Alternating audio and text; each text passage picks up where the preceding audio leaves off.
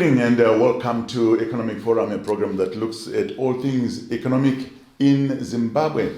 It could be agriculture, it could be banking, commerce, it could be finance, hospitality, manufacturing. Indeed, anything to do with the economy, we discuss it on this program. I am Love Mobanda. I hope I find you well. This evening we have Mr. Tamuka Macheka, who is the president of the Zimbabwe National Chamber of Commerce. Mr. Macheka, good evening, welcome to Economic Forum. Good evening, Love Mo. Good evening, viewers. We meet this evening against the background of the worst natural disaster that the country has ever experienced, Cyclone Idai. Where has it left Zimbabwe business? Indeed, Love Mo, this has been the worst disaster that has affected this country. And our condolences to the families that have lost their relatives, friends. It is quite a tragedy indeed. But we appreciate what the citizenry has done in terms of coming in to assist the affected individuals, the affected families, and more is still to be done. As business, we are still doing a lot in terms of what we have analyzed as the critical areas. Right now, there's been a lot of interventions in terms of food or sustenance, but there is a lot more that needs to be done in the medium to long term, because you can imagine what has happened to a lot of those families, to businesses. If you look at business, we have been deeply affected by the cyclone. You look at food security, it has been deeply affected. And going forward, there are places like Ngangu where we used to get a lot of fruits. I know of companies that had outgrowers in those areas, and those outgrowers all of a sudden are normal, and you can't get hold of any of them. So these areas that have been affected, or the sectors that have been affected, it's going to take us very long to recover in terms of production of fruits, in terms of food security and so forth. So as business, yes, indeed, we have been deeply affected, but it is a natural disaster. It's something that has happened. I think what is critical is the responses that keep on coming. And there is no level of preparedness that could have covered what has happened, because even though we heard about the cyclone coming, in terms of the magnitude, nobody imagined that it could be that bad. But yes, as business, we are still working together to see how best we can move forward. We've also engaged the international community, the world chambers, on how best they can also come in and cooperate with us as we go forward. Talking about responses, what is a business response to the last monetary policy statement? The monetary policy came at the right time in terms of what we've been lobbying for, what we've been pushing for, and it addressed some of the key fundamental issues that we've been talking about that have been nagging business. I'll just highlight the key ones. The most important to us was the departure from the one-to-one parity that was in existence for some time. So we actually commend the monetary policy officials for moving, or for heeding our call in terms of moving from that position to the current position by way of the introduction of the interbank. Yes, there are debates right now. We are currently debating a lot of issues in terms of where it started from. One is to 2.5, whether it was the right thing to do or it was supposed to be just a complete liberalization. As we go forward, our position, our preferred position will be a complete liberalization. However, at the moment, it was important to start somewhere.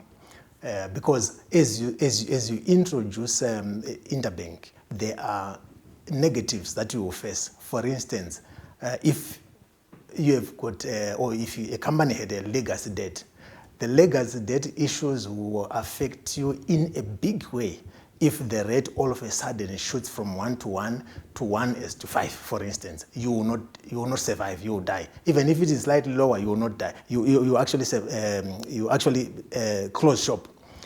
So it's one issue in terms of legacy debt. A lot of companies are riddled right now with legacy debts. Secondly, you look at the erosion of balance sheets. We knew that as we were lobbying for the departure from one-to-one, there was going to be a backlash in terms of erosion of company balances, which is what is happening. But these are some of the pains that we have to bear with as we move forward, because we have to realign a lot of issues going forward. So positive response in terms of the introduction of the interbank. We commend the officials for doing that. There are also a number of other areas that have been addressed, for instance, credit registry, the collateral registry. Those are welcome developments, because even those that cannot afford to have immovable assets, at least they can be able to access funding, which will go a long way in boosting our SMEs. So yeah, it has touched on a number of issues, but there is still more to be done. One of the issues that we felt and we're engaging right now was glaringly missing was the policy on interest rates, because there is no incentive at the moment for you to deposit your money or keep your money in the bank, because the interest rate policy has not been addressed. So we feel that we need to revisit that sooner rather than later, so that at least it can be a complete issue. But yes, we are positive that it was a step in the right direction. We talked about Cyclone Idai, and one of the things that it did was to affect the delivery network for fuel into Zimbabwe by damaging facilities, by offloading and handling facilities, and also infrastructure along the way. Yes. How badly have you been hit by the fuel shortage? Lovemo, thank you. I think when you look at the fuel situation, it's like what the cyclone has done is to add salt onto a wound. It's adding injury into an already injured person. We were actually recovering quite well from the fuel crisis. And, at some stage when the fuel prices were adjusted, somehow there was some stability that trickled into that sector. But now, because of the cyclone and the disruptions in the delivery system, that has taken us back. That's why we now see queues again resurfacing. The moment you see queues resurfacing on the streets and so forth, the service stations, in business we are badly affected, because it's the production hours that are being lost while these people are in queues. At the same time, a lot of productive industries, they actually rely on or use diesel. So if there is no diesel, it means they have to rely on, it's either they're scaling down on production or they have to rely on alternative supplies, which are very expensive. And the moment you start doing that, you then know what happens to the prices. So it has badly affected business, and going forward is something that needs to be addressed as soon as possible. We're talking to Mr. Tamuka Macheka, he's the president of the Zimbabwe National Chamber of Commerce. We will continue with that discussion in the second segment of Economic Forum. You want to join us there?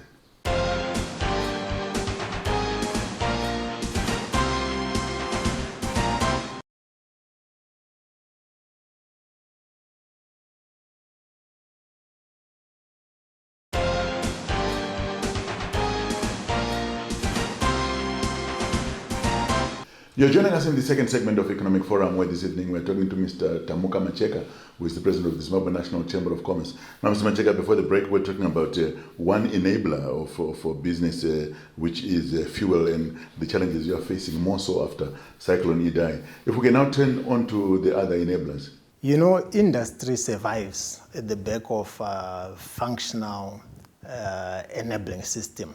You look at your whole infrastructure. Your road networks, your rail networks, you look at fuel we talked about, you look at water, you look at electricity, you look at communication tariffs. I'm just calling them communication tariffs in general. All these enablers, number one, they must be in supply at the right levels or right quantities. That is, for instance, water and electricity. If you see right now the supply of electricity, at times there was a time when we thought our electricity levels are now okay because there was no load shedding. But when you analyze critically, you then realize that electricity at that stage looked like it was in supply or at the right level, right quantities, simply because there was no load shedding. But it was at the backdrop of industries not being productive. The moment you open up industries and you increase production, you see that electricity will begin to be in short supply. So there is need for us to invest heavily in solar, because we are not tapping on the comparative advantage that we have. We have got the sun throughout the year. Other countries don't have the sun that we have. So we are not tapping enough in solar. We are also not tapping enough in terms of biogas. If you go to Mbare, for instance, we actually, in fact, all municipalities, if you visit all municipalities, their biggest headache is refuse collection. And yet refuse collection, if you go outside to other countries, you find that it's a very huge source of energy. We are not doing anything about that. So there is need for us to be innovative, to use our garbage to be able to produce electricity. So electricity, there is investment that is required. In fact, we must be tapping more on investors to come and look at biogas, look at solar. Hydro, yes, we have got water bodies that are not also being utilized for that purpose right now, like you look at Tokwe Mkosi and so forth. So potential is there, but at the moment it's not enough. We have to be ready for a rebound in our economy. We have to be prepared. Water supply is the same issue. We have got a crisis right now in terms of our water. There's water rationing going on. But if industry is functioning right at 80%, or if it moves to 90%, we're going to have serious problems. So in terms of our enablers or enabling ministries or enabler ministries, there is need for us to quickly revisit and put structures in place to make sure that industry will be covered. Does all this justify price increases? Price increase is a different animal altogether. When you look at our prices, you must realize where we are coming from. I think when we analyze our prices or our pricing models, some were saying to me, do we even have models? Because where we are coming from a speculative environment. We are coming from an environment where speculation was driving almost everybody. The whole economy was driven on speculation. It was actually more profitable at some stage for you to hold your money for speculative purposes rather than for you to inject that money in production. So that's where we are coming from. And for you to deal or eradicate the spirit of speculation is very difficult. It takes time. It takes a lot of consistency. It takes people developing confidence into the whole system. So pricing is a different animal because we are looking basically at the cost of raw materials, the cost of importation of raw materials. If you don't have raw materials, you have got two options. It's either you import at whatever cost or you close shop. And industry has opted not to close shop. They have opted to keep afloat. How do they keep afloat? Keep importing. How do you keep importing? When you apply to the bank and Forex is not available, you have to find means to keep afloat. This is what is happening. But for you to be able to keep afloat, you must put a price to whatever you are importing. So it is actually a balance that we are looking at. But if the price chases away a person, then one wonders what good it is. I mean, ahead of the Zimbabwe International Trade Fair, yes, we understand that there are some places of lodgings that are making it mandatory for you to book for a week, for 7 days. Even if you want to stay for 3 days, for example, you have to book in the first instance for 7 days. And we hear hotel rooms have skyrocketed to 1,400 RTGS dollars, or is it dollars RTGS? A night. Yes. That is the position in Bulawayo Love More as we speak. But I think the critical issue is, as a Zimbabwean or as an economy, we must know what is driving that, or where we stand in terms of tourism or in terms of hospitality in that area. First thing, demand and supply plays a role in terms of pricing of those products. That's number one. Number two, capacity of Bulawayo is limited. How many rooms do we have at Holiday Inn, for instance? About 380. How many rooms do we have at Bulawayo Rainbow? Maybe 150 something. And the Cresta, 50 something. I'm just mentioning your big hotels in Bulawayo. right? And how many people are being hosted by ZITF? So you compare that. So there are also a lot of other complementary lodges that we have. So before you say anything, you already have a crisis of accommodation in Blue Air. So as long as the capacity problem is not addressed in Blue Air, we'll continue to talk about prices skyrocketing during trade fair. Why? Because it's a function of demand and supply. It is also a function of speculation. Remember, these prices were not pegged last month after the monetary policy moved the rate from 1 to 1 to 1 to where it is right now. These rooms were booked last year. After trade fair, people book for next year. So the operators there, the biggest challenge that they have is they already have a booking for Mr. Lovemore Banda for next year before he even leaves in 2019. And for them to be able to get value out of it and protect themselves from speculative tendencies and also the rates that have been moving, the whole idea is to forward price. This is where we are. This is where it has taken us. It is a negative in terms of a destination perception, in terms of destination marketing. However, key issues have to be addressed in terms of capacity for Blue Air. So is it the right thing? For the operator, it's the right thing because they're getting value out of it. For the economy, is it the right thing? It may not be the right thing because we want to communicate differently in terms of the value that people are driving. But one other thing that needs to be addressed critically on that one, Lovemore, is are we sending the right people to the ZITF from the different companies, government institutions, private sector? People who are attending trade fair, are they the right people? Because we may be filling up those rooms with the people that are not supposed to be at the ZITF. Right now, we've got a delegation that we are blocking, that we are trying to look for accommodation for investors. We can't get accommodation for them. But if we analyze every room that is booked at whatever price, is that room better than an investor who is supposed to be coming? So we do need to do a lot of introspection as well from the people that are making bookings. Words of wisdom from Mr. Tamuka Macheka.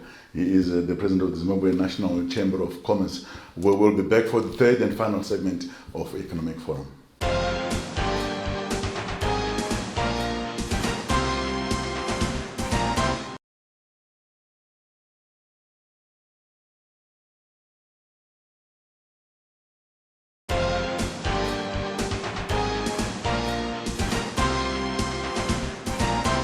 Thank you for joining us in the third and final segment of Economic Forum, where this evening we're talking to Mr. Tamuka Macheka, President of the Zimbabwe National Chamber of Commerce. Now, Mr. Macheka, government, in keeping with its open for business mantra, is now moving around in all the trips that they are doing outside the country with business delegations. What have been the benefits of that so far? Thank you, Lovemore. Indeed, that is a very positive development that we have seen in the new dispensation. Apparently, when the president went to Moscow, or to Russia, Kazakhstan, Belarus, and Azerbaijan, we happened to be represented in that delegation, and we signed MOUs with the chambers of commerce in those countries. And we have actually since followed up. But that's one of the quickest wins that we have realized. After the visit, we made presentations, the government made presentations, president, and so forth. So after that, we said to ourselves, as business, we must make sure that something comes out of these visits, because that is the reason why we are accompanying the president.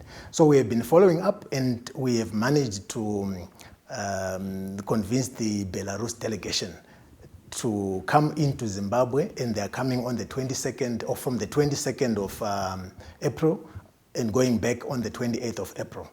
During their stay, they will actually be part of the delegation that is going to attend the ZITF. So in terms of the prizes that we were talking about, that's why I was highlighting that. We have got 3 companies that are exhibiting from Belarus. So you can imagine, this is just, this was born out of just one visit. And we followed up, and this is what is already happening. So it is bearing fruits. Going forward, we just hope it will continue, because during the trade fair, we are going to have a Zimbabwe-Belarus Business Forum, where we will discuss with them and then have business-to-business meetings to talk about all critical investment opportunities that we have. And our companies will have an opportunity to interact and be able to work plans going forward on how best they can invest here. We are also inviting the Russians, they should be coming, and we have also since written to Kazakhstan Chamber of Commerce, so they should also be coming. So going forward, this is what we are expecting to be doing. Yeah, it is a very positive move going forward. The success of Open for Business hinges on the ease of doing business. Yes. How well are we doing with that? Because things like internet costs, for example. Ease of doing business is a mouthful. In fact, I can safely say we talk about it more than we act on it. Remember, the president went to Rwanda and looked at the Rwanda model. We had also been there as ZNCC with our delegation from the business to look at how they are doing their things, how they are thriving from a country that we used to know for genocide, and all of a sudden it is a learning point for everybody. So we have been in touch with Rwanda. The executives came here to talk about the establishment of ZDI and how we can go about it. We had the ambassador of Rwanda talking about how they are doing things. It takes you 6 hours to go to Rwanda, open business, open bank accounts, and to start operating. And you only interface with one person. The rest happens behind the scenes. That's why they're talking about a one-stop shop.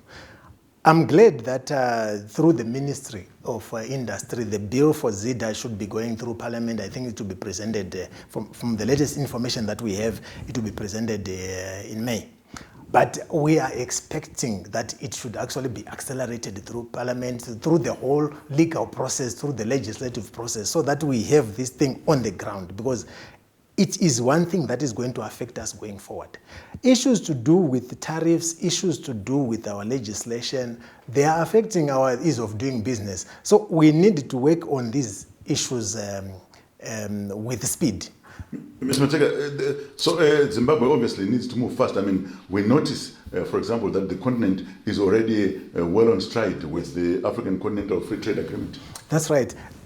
For the past couple of months, I think there was only one signature that we needed, because out of the 52 countries that signed the agreement, we needed 22 signatures for us to be able to implement the agreement, and we had 21. And as of the 1st of April, Ghana ratified, and now this agreement is ready for implementation. It should be launched around July.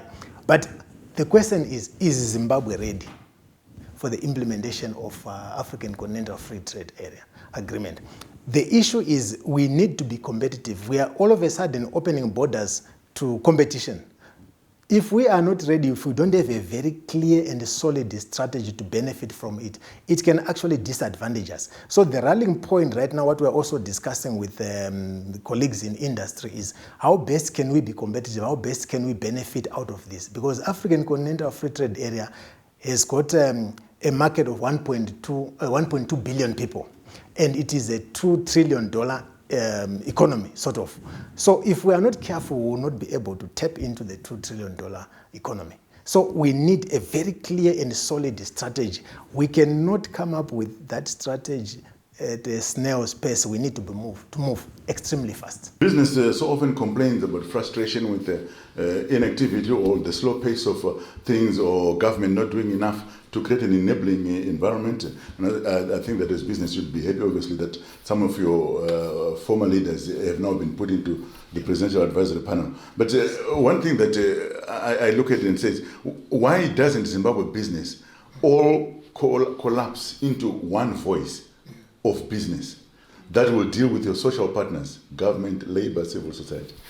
True indeed. I think it's something that we've started talking about. In fact, we started talking about that towards the end of last year, that we should have a representative or apex body that will talk about all cross-cutting issues. I'll tell you, there is one challenge that is there. When it comes to the issues that are sector-specific, they are best represented by those sectors. But when it comes to the sectors, to the issues that cut across sectors, they are best represented as a consolidation or as a consolidated presentation to government. So it will make communication between government and industry easy. So in our efforts now, we are saying if the government says our economic turnaround will be private sector led, what does that mean? If it is private sector led, it means private sector must sort of set the agenda for economic transformation. Are we setting the agenda right now? We are not. So this is what we are talking about. So you are right in saying that we must collapse all these things into one voice, but there are so many ways of collapsing these things into one voice without necessarily losing identity. So it's something that we are certainly working on. And with all this talk about corruption, are you happy with what business is doing to promote ethical leadership in business? Business is doing a lot. In fact, on corruption, what we are happy with is the fact that it has been identified as a major killer, I would say killer, of business. It is of the economy, and it must be dealt with. So identification as a major killer, 100% correct. But the prescription for the major killer, the drive is different.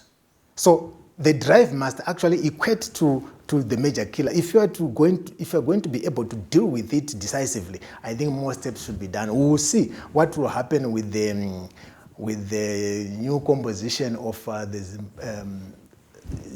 Anti-Corruption Commission, because new commissioners are coming. We'll see what happens. But I think the issue is we have identified it, government has identified it, but we are not moving fast enough to deal with it. There you have it, the voice of business in Zimbabwe, the Zimbabwe National Chamber of Commerce. That's the president, Mr. Tamuka Macheka. Thank you very much for coming to Economic Forum. Thank you. And for all of you, thank you very much for watching. It was good to have you along.